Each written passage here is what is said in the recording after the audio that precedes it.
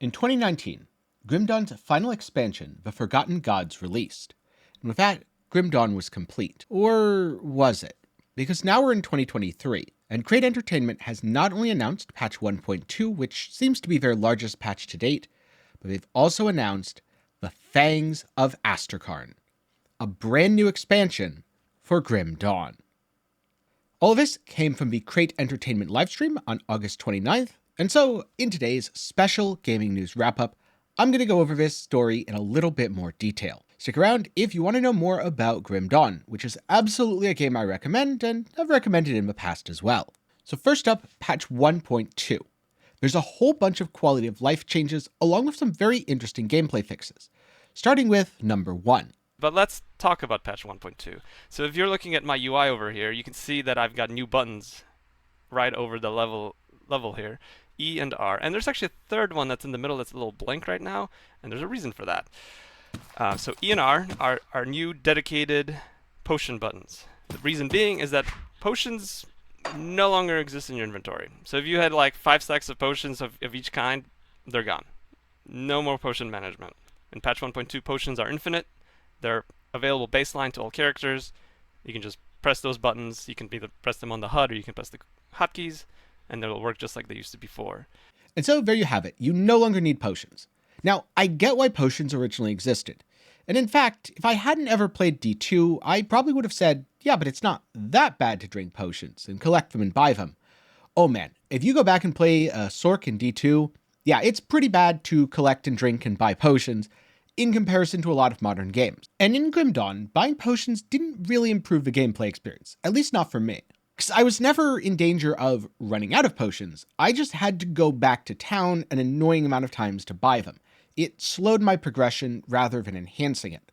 I think a lot of modern systems do a much better job of this by either locking out your potion via a cooldown, or alternatively giving you limited access to charges, so that the developers have much more direct control over how many potions you get, and you don't really feel like the goal is to just go back to town and choose the whole darn thing.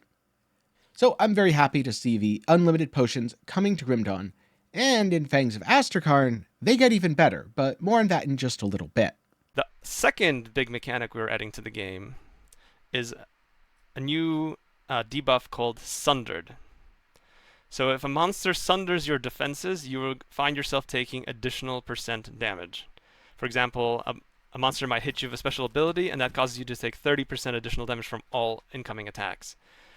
This is a mechanic we're planning to use to replace a lot of the current resist reduction effects that monsters have. The main reason being is resist reduction is actually pretty easy to counter. As long as you overstack your resists, you're not actually going to take any more damage from those abilities. And the only consequence of that is that you find that you actually need to stack way more resistances than you normally would. And then bosses like Mogdrogan, who has a ton of lightning damage and a ton of resist reduction to lightning, will end up just tickling you because you just have 180% lightning resistance and it makes no difference. So Sundered is going to be a replacement for that.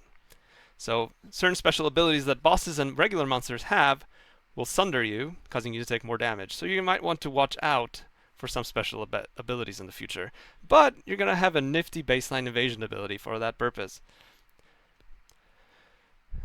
So multiple effects of Sundered will not stack. The highest value will take effect. So if a boss sunders you for 40% and a mob hits you for 15%, the 40% will take priority. To facilitate avoiding all those tough new attacks, we have actually gone through a lot of the monsters in the game and slowed down their special abilities. We're talking like a 10 to 20% reduction in their animation speed. So, for example, you might picture the Manticores with their tail strike. That is an example of an ability that will sunder your defenses.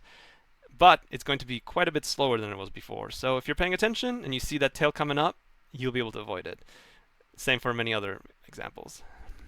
Now, sundering should make it a lot easier to understand the mechanics enemies are throwing at you. And also, it should mean they're a little bit more effective. Because I remember playing Grim Dawn and just stacking a bunch of resistances, which did seem to be a pretty good way to get immune to damage. Sure, my DPS wasn't great, but I also didn't take very much damage from a lot of things either. And if I didn't have resistances, oh boy did things hurt. The Sunder effect means you're going to consistently take damage. However, you're also going to consistently have tools to deal with that damage in the form of potions, and one other thing, which I'll just let Crate reveal this one for you. That button in the middle is a feature we actually haven't talked about yet for 1.2, and that is the addition of a baseline evasion ability. So it's as other action RPGs have come out in the market, we've kind of noticed that there's been a new standard for having a baseline evasion ability, and we feel like Grim Dawn could use that too. So our plan, and we'll see how that all works out, we're still kind of working on that, and that's just why it's currently blank, is that we're going to add a baseline evasion ability for everybody, regardless of which version of the game you own. And people that own Forgotten Gods will be able to upgrade that evasion ability with the runes from that expansion. So you'll no longer be applying anything to a metal as an augment, you'll instead be applying it to that ability, replacing it. Yep, that's right. They added an active dodge roll to Grim Dawn, which is going to completely change up the gameplay and should make melee feel way better. One of my big complaints about melee in Grim Dawn is it was a little easy to get stuck on enemies, and if you were body blocked you had to kill your way out, or if you got body blocked by a large boss, then there was a good chance you'd die.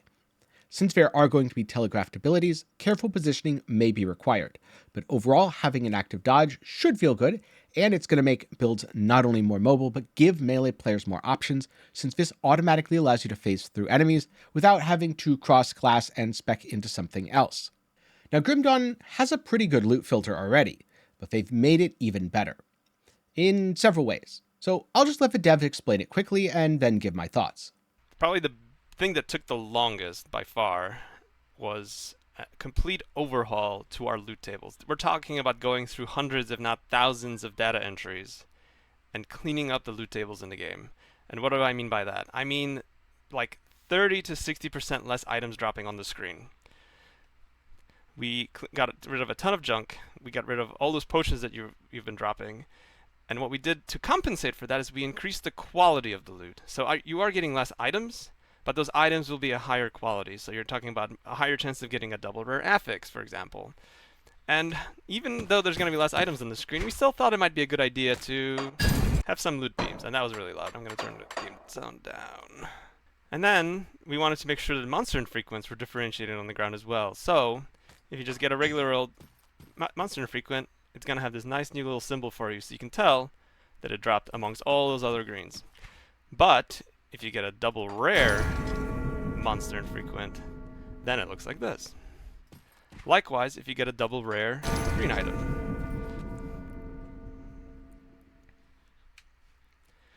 And if you look on the mini-map, you can actually see that they're labeled on there right for you. So if you missed anything along the way, you can see it's going to get marked.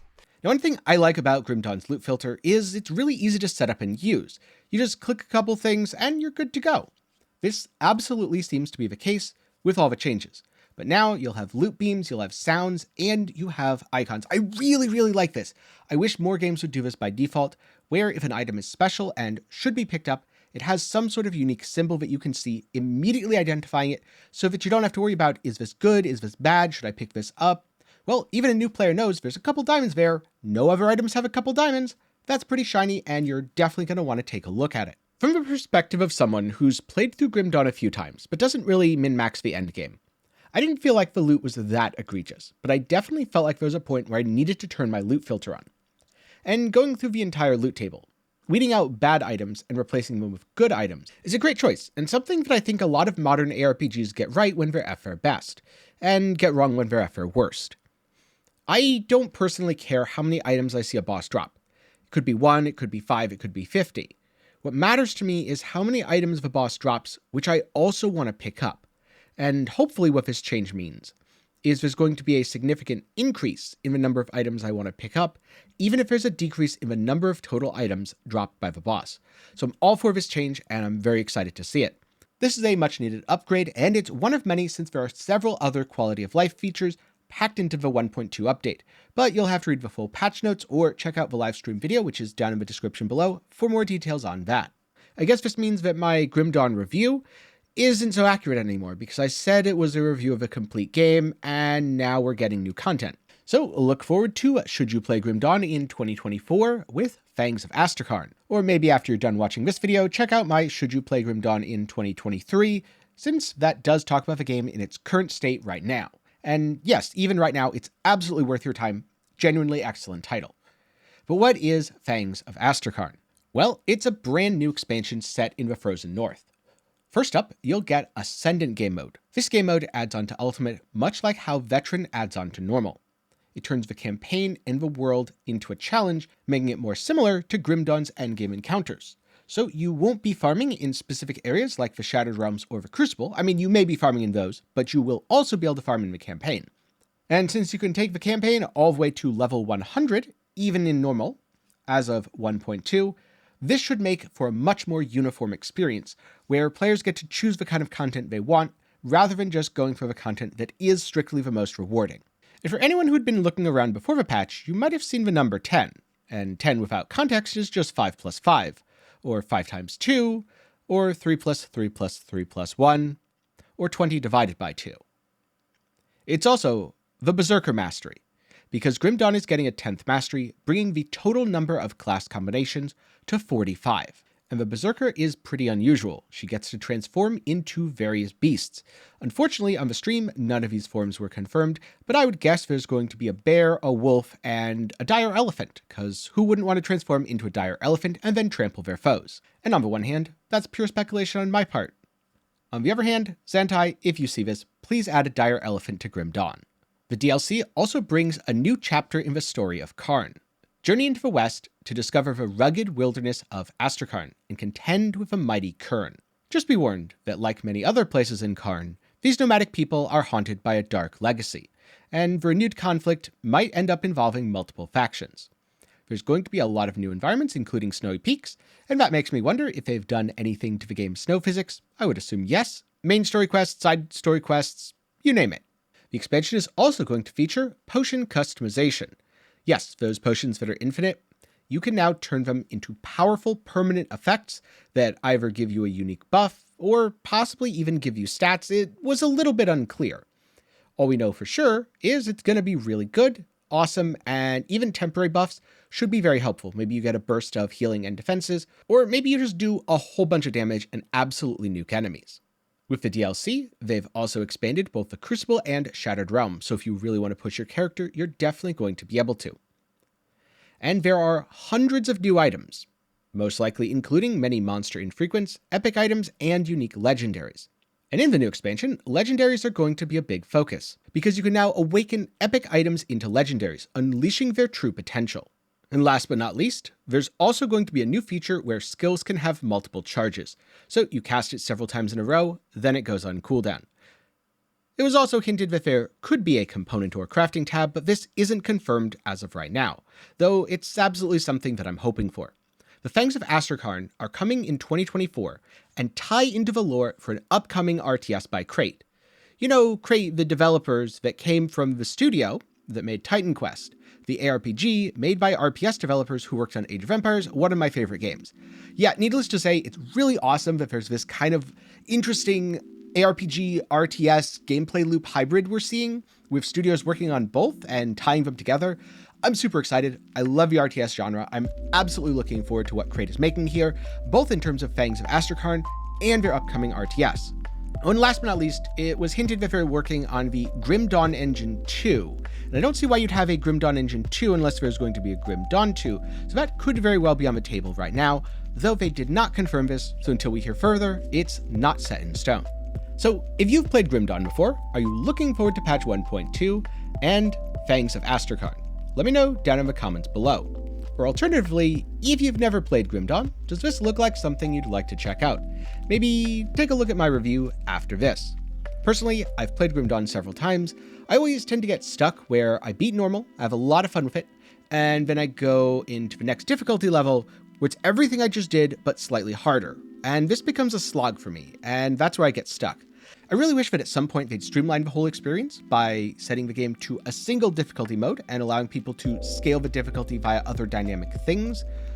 But as things are now, I like Grim Dawn. I'm definitely going to play for Fangs of Asterkarn. Whether I will actually make it to Ultimate and play in the endgame, I honestly have no idea. I guess you'll just have to get subscribed and stick around to see if that happens. But if you have any thoughts on the game, expansion, or upcoming RTS, Let me know down in the comments. Now that, thanks for watching. If you're looking for some more Grim Dawn content, then check out one of my videos that'll be up in the card down below or possibly on screen right now. Before I go, a special thanks to my patrons and channel members for the continued support. For as low as $1 a month, you can help me afford Grim Dawn, Fangs of Asterkarn, and make more videos just like this one possible. I hope you enjoyed this more focused, deep dive style look at a gaming news story. If you did, be sure to leave it a like, and I hope to see you again sometime soon.